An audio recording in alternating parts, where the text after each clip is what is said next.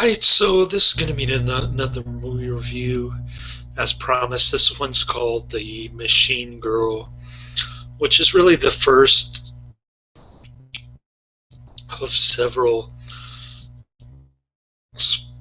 splatterfest Japanese flicks in the latter part of the last decade. This is going to be the very last Don White recommended film on a list of movies that he recommended to me back in 2012. My favorite being Jesus Christ Vampire Hunter. My least favorite being Poultrygeist, Night of the Chicken Dead. I'd have to rate this one somewhere near Poultrygeist, 2 out of 5 stars. It's by the same director of Robo-Geisha, which just goes to show you it doesn't matter which genre it is. Directing makes all the difference in the world. The main actress, the Machine Girl, is admittedly had no previous acting experience. This movie almost put me to sleep in the library when I was watching it. My son was watching YouTube videos. It's pretty bad. The only real shining point was when she gets raped and she starts to fight back in the early stages. You don't really see that too much in movies these days. So that was kind of refreshing to see. She's constantly getting her shirt ripped so you can see her bra area. For some reason, this director doesn't want to show nipples or vagina or gluteus maximus, but he likes to show everything in between. And there's this other kind of chubby Japanese gal and wears this tank top. She's really good looking. She has a big back.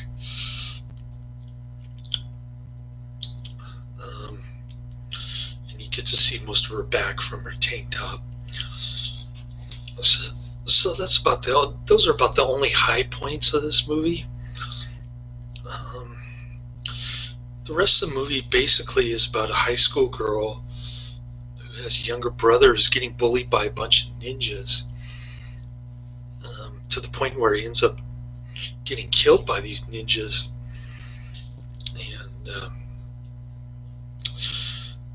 And so the sister sets out for revenge. She goes full on Ash, Evil Dead type stuff with the chainsaw and the machine gun attached to her arm stub. She gets tortured by the ninjas and they chop off her fingers and her arm.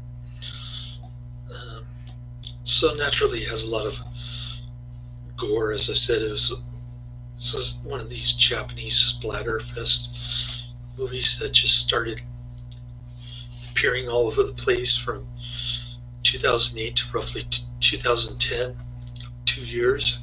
Kind of like a tulips fashion thing, I guess.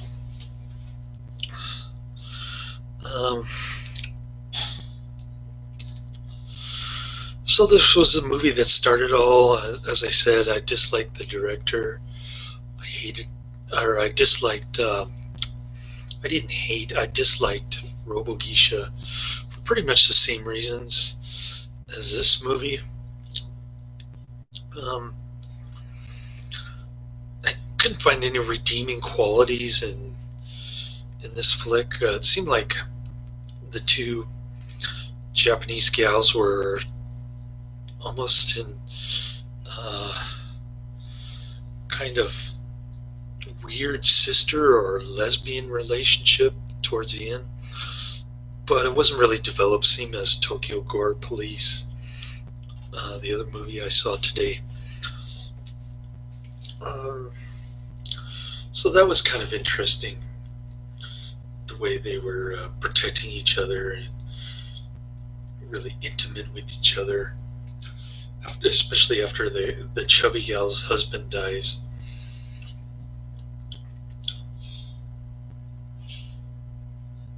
So the ninjas try to torture her. She manages to escape. Um, she tells the Japanese couple that I mentioned before that these ninja people killed their brother, and and so now they want revenge. They got some kind of garage set up where they do all the Evil Dead stuff with their arm, and they patch up her arm and stuff. And initially they hated her because they said she was the reason that her brother got in trouble in the first place. And if it hadn't been for her brother, the other gal's brother would have never died.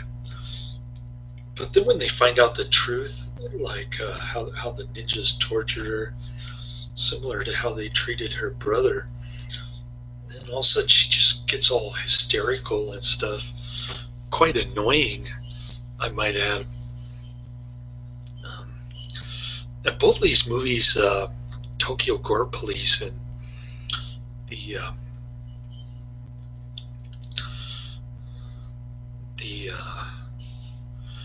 what do you call it? This movie, The Machine Girl. Both of these movies have English dubbing, and they both got the same distributor. I forget the distributor's name, but I'll post a tag.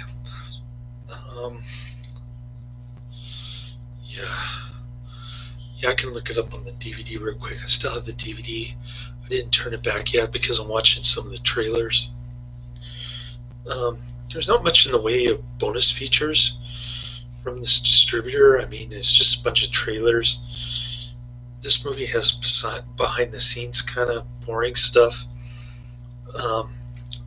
Robogeisha had none of that, just trailers. So, I mean, Robogeisha, I meant to say Tokyo Gore Police. I'm getting these movies confused. So Tokyo Gore Police is put up with the same distributor, but it doesn't have any behind the scenes type stuff, which is a bummer. Just nothing but trailers on the disc, and yeah, it's probably low budget fare. I don't know if they made these movies for under $1 million, or they just shot it in a few days, or what happened. But they're basically just hiring amateur actors, and like I say, no real plot in this one. It's just a revenge movie about two hysterical women trying to avenge their brother's death at the hands of these ninjas. One of them turns into Ash from Evil Dead with her arm stub attached to both the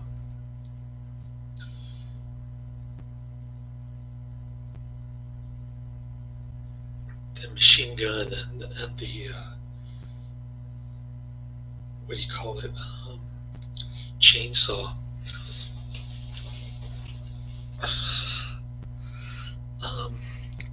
There's one scene that's really ridiculous. They use a lot of props in this one, same as Robogeisha.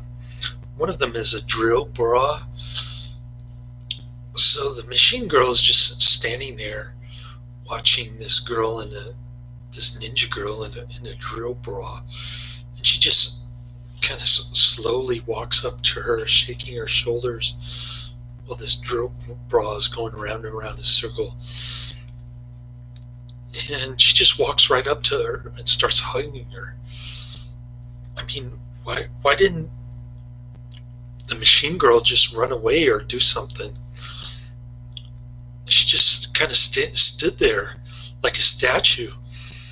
It was like waxwork when the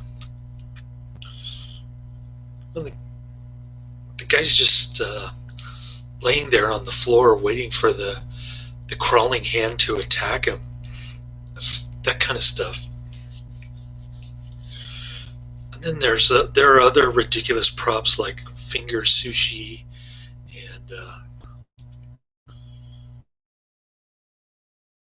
what do you call it? What do you call that kind of Japanese food? Like they turn her arm into Japanese food. I forget what it's called, but yeah, her arm just looks like a giant piece of Japanese food after it gets stuck in the frying pan.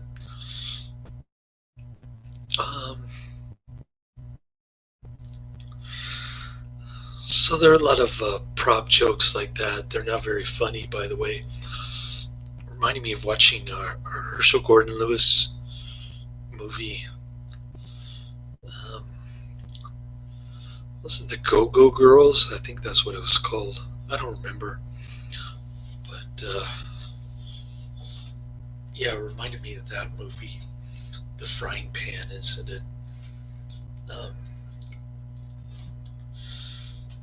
So the ninjas want to get revenge too on all the ninjas that were killed. So they get all their parents trained in some kind of weird, like, ninja religion bullshit to fight these two Japanese girls. One of them is infected for a cut in her tummy, by the way.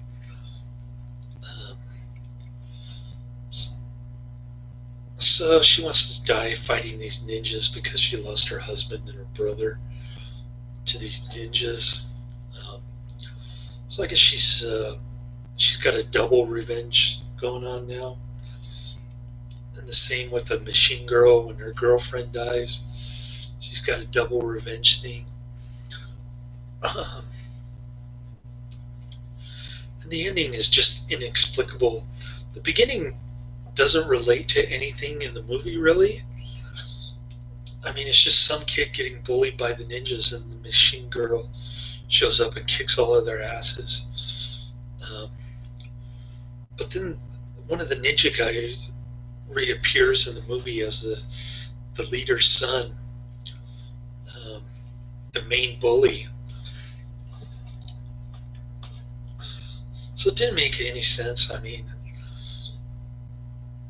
he's killed at the end. So at what point did that scene take place? Maybe 3/4 through the movie? I don't know. It's really out of place, and I don't know why these Splatterfest movies start out that way. I mean, Robo-Geisha was pretty much linear progression. It was easy to understand. There wasn't any plot. But it was enjoyable just for the sheer weirdness of it. This one is just boring as hell. The English dialogue is pretty bad, much the same as Robo-Geisha. It doesn't matter if it's dubbed or subtitles, it still has bad dialogue from this director. So, yeah, it was about what I expected. I mean, Tokyo Gore Police really surprised me. It's much better than it 6 out of 10 rating on IMDb, which is just ridiculous. You would think nothing but gore hounds would watch this kind of flick, and they would rate it higher. But like I said, there are a lot of things about Japanese culture that I don't understand, like the arm cutting stuff. Or the girls who like to tan themselves and dye their hair blonde in Japan because they want to try something different, I guess. I don't know what their thing is. It's like everything is fashioned in Japan, and including but not limited to these kind of splatterfest movies. So I'm not saying that it was a bad thing that these movies came out um, from 2008 to 2010, but this is definitely not one of the better ones. It's one of the worst ones, right up there with Robo-Geisha. Thanks to the director who was involved with this. And the main actress is totally amateur. So there's not much else to say about this movie. Can't recommend it. Can't say check it out. Just pretty much skip 95% of it and look for the good parts that I mentioned. If you want to be a completist and see all 4 movies, the movies are Robo-Geisha, Vampire Girl versus Frankenstein Girl, Tokyo Gore Police, which I really liked, and this one. So that's the end of my review, and I'll go back to watching David Carradine flicks, movies, TV shows, you name it, everything in between, everything David Carradine I'm going to be watching now. Then I'll get into I think I got Piranha DD, a couple of Chinese horror flicks. I've got the Red Dawn remake and a bunch of libertarian themed movies. Another list that I'll go through. Every once in a while in my Netflix queue, I'll go through a list like supposed worst movies of all time, which I went through recently. Don White's list, which I just finished. And then I've got these other lists. Don White recommended The Reality of Dreams, which is a Jodorowsky flick, a more recent Jodorowsky flick, 2013, I think. So I put that on my Netflix queue. I'll probably watch it in a few years as it starts moving up and I'm returning DVDs. Same thing with Mermaid. Anyways, that's the end of my review. Laters.